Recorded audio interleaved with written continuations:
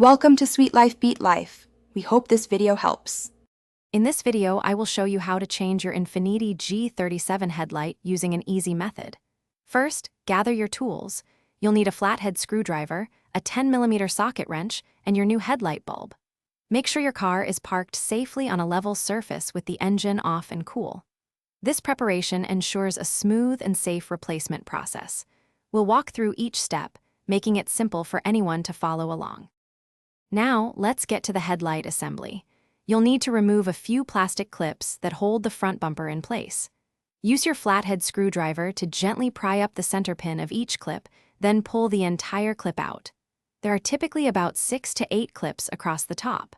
Once these are removed, you can carefully pull the bumper cover forward just enough to reach the headlight. With the bumper slightly pulled back, you'll see 3 10mm bolts securing the headlight assembly. Use your socket wrench to remove these. Once the bolts are out, gently pull the entire headlight assembly forward. This gives you clear access to the bulb.